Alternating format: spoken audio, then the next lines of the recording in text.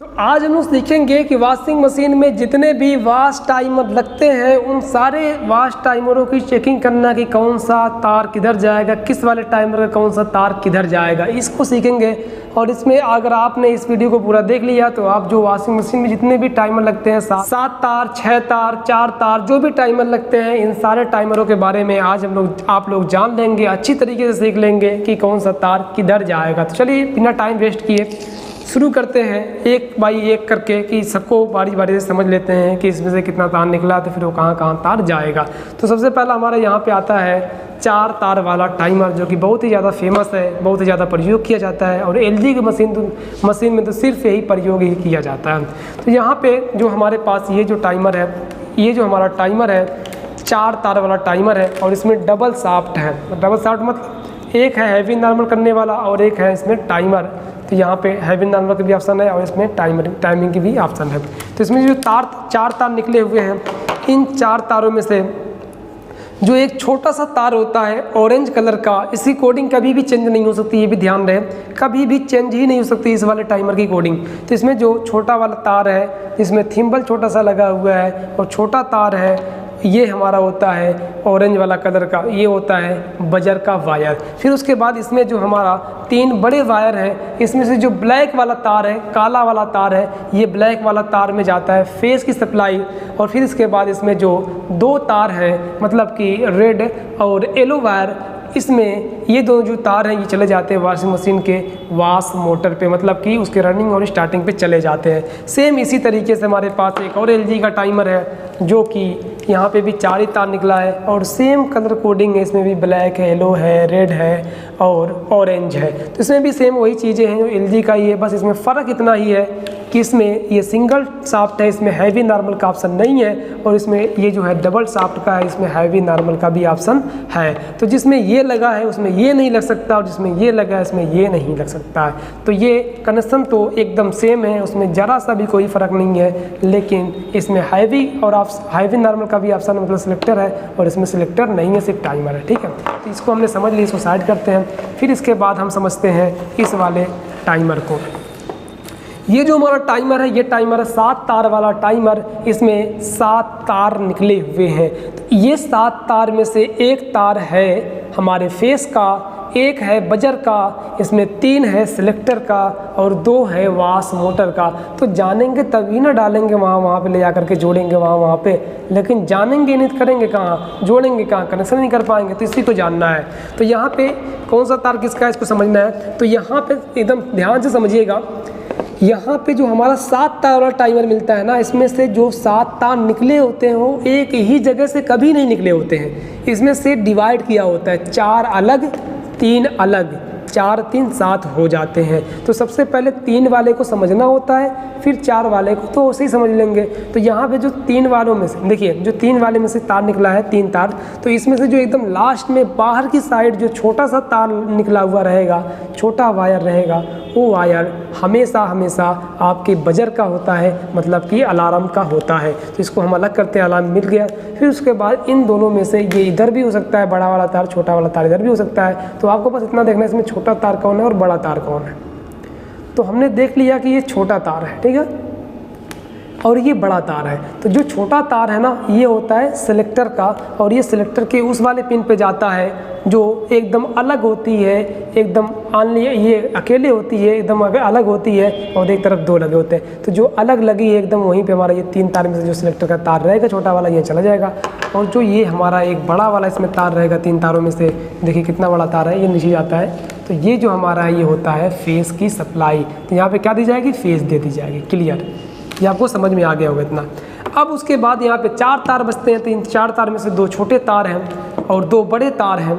ये तार इधर उधर से भी निकल सकते हैं, लेकिन छोटे और बड़े निकलेंगे। तो किधर से भी निकले हैं, जो इसमें छोटा तार है, ये दोनों तार हमारे सिलेक्टर पे आ जाएंगे, जहाँ पे दोनों एक तरफ पिन लगी हुई है वहाँ पे चला जाएगा। ये चाहे ऊपर कर दे चाहे नीचे कर दे, कोई दिक्कत नहीं है। अब यहाँ तब भी मशीन आपकी चलेगी, अच्छी तरीके से काम करे, कोई दिक्कत नहीं है। और फिर ये 2 जो, और ये यहाँ पे जो 2 तार बचे हुए हैं, ये दोनों हैं वॉशिंग मशीन के वॉश मोटर पे चले जाएंगे और मतलब कि रनिंग और स्टार्टिंग पे ये दोनों तार चले जाएंगे, ये कनेक्शन हमारा कंप्लीट हो जाएगा।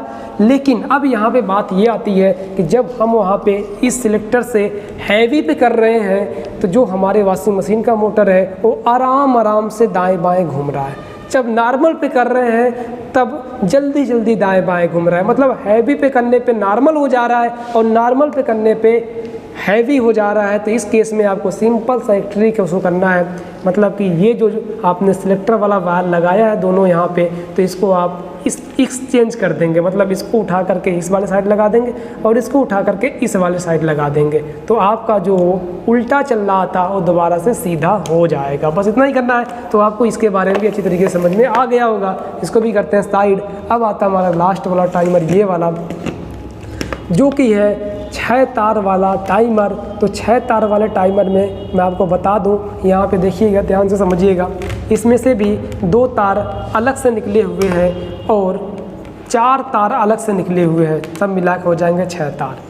देखिए 2 तार ये निकले हुए हैं एक साइड से, कहाँ से, ये देखिए अंदर से मोटर के साइड से, ये मोटर वाला टाइमर है, इसके साइड से 2 तार अलग से निकले हुए हैं। फिर यहाँ पे देखिए 4 तार इधर नीचे से निकले हुए हैं। तो इन्हीं में समझना है कि कौन किसका तार है। तो जो अलग से तार निकला हुआ है ना, ये अलग वाला जो तार है, इसमें ये जो तार है ये हमारा है न्यूट्रल का। किसका है? न्यूट्रल का। न्यूट्रल कौन है? जो बड़ा वाला है ना वो न्यूट्रल का है, और जो छोटा वाला है ये है किसका? बजर का है, मतलब अलार्म का है। तो अगर आप इसको न्यूट्रल बना दें और इसको अलार्म वाला कर दें, बजर वाला कर दें, तो भी कोई दिक्कत नहीं, क्योंकि ये दोनों तार अंदर जाके एक ही जगह जुड़े हुए हैं। तो चलिए जो बड़ा वाला तार है इस पर दे देंगे न्यूट्रल और इस पे दे दें, इसको दे देंगे बजर पे। इतना हो गया, क्योंकि इस टाइमर में न्यूट्रल फेस दोनों जाते हैं। तो न्यूट्रल दे दिया गया, फेस वाला ये वाला जो तार है बजर वाला, बजर में डाल दिए। अब फिर उसके बाद इसमें से भी एक छोटा सा तार होगा, छोटा सा तार, इसमें थिम्बल लगा होगा। देखिए यहाँ पे देखिए ये छोटा सा तार है और बाकी सब बड़े बड़े तार हैं। तो ये वाला जो नीचे वाला जो 4 तार निकला, इसमें से भी एक छोटा वाला तार है, ये भी चला जाएगा हमारे बजर पे, मतलब बजर को यहीं से न्यूट्रल और फेस दोनों मिल जाएगा और वो काम करेगा। फिर बचा 3 तार। 3 तार में से हमें कन्फर्म करना होता है कि कौन इसमें से हमारा ये फेस वाला तार है और कौन 2 तार हमारे वॉश मोटर के हैं। तो इसको पता करने के लिए सिंपल सा तरीका आपको बता दें।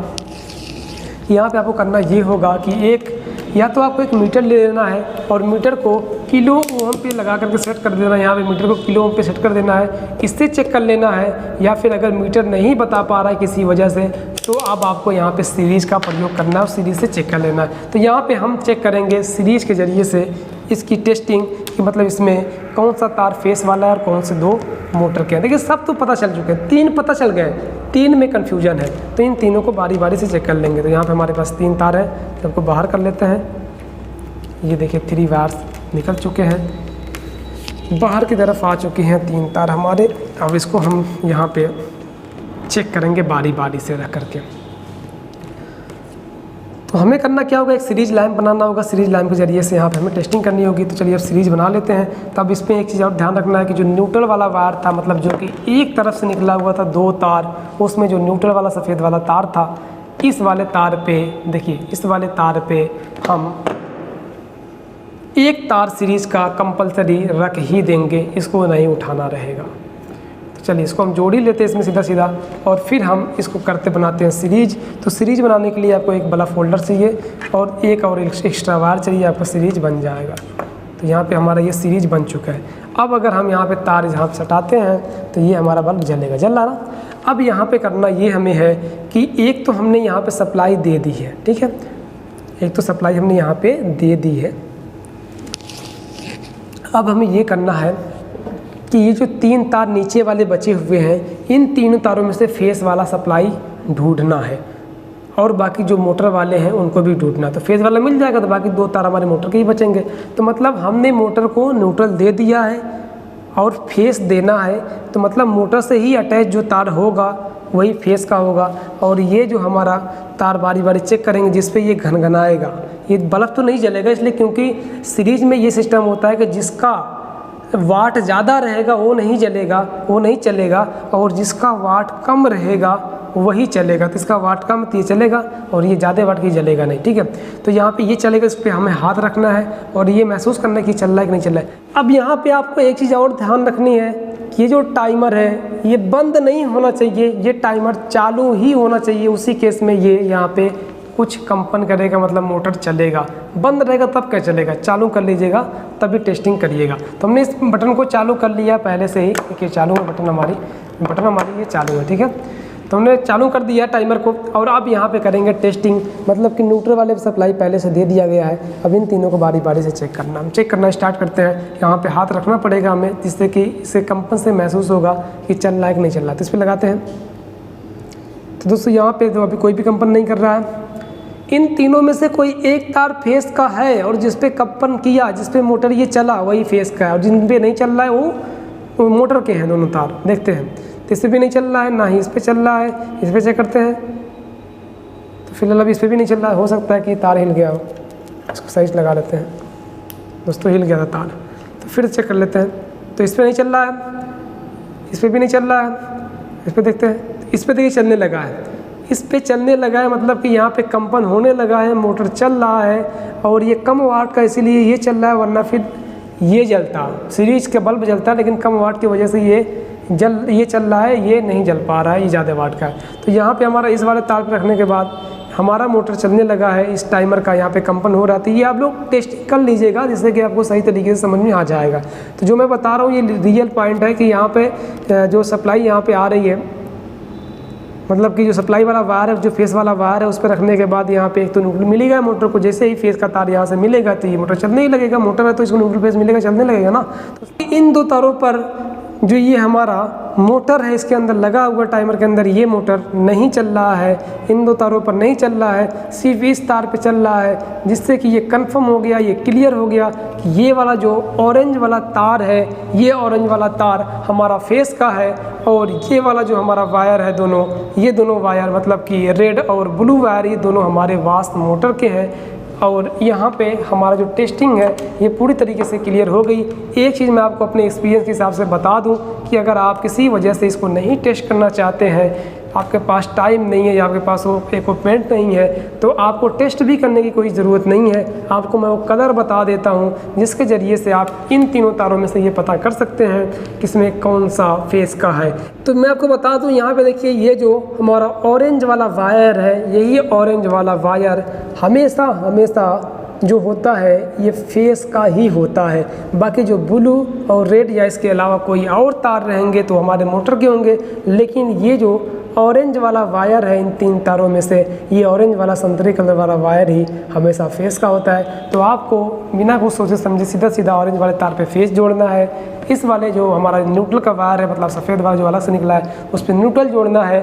और फिर उसके बाद से जो हमने अभी बताया आपको, ये जो छोटे से वायर हैं इसको डालना है अपने बजर में। और फिर यहाँ पे जो हमारे दो तार बचे हुए रहेंगे, इन दो तारों को सीधा आपको वाश मोटर पे ले जा करके रनिंग स्टार्टिंग पे जोड़ देना है। तो इस तरीके से आपका ये वाला भी कनेक्शन अच्छी तरीके से कंप्लीट हो जाएगा। दोस्तों आपको ये समझ में आ गया होगा, जो हमारे वाश टाइमर होते हैं, उन वाश टाइमर से जो भी तार निकले होते हैं, वो तार कहाँ पे जाते हैं, किस तार को कहाँ पे जोड़ना होता है, तो ये आपको 100% समझ में आ गया होगा।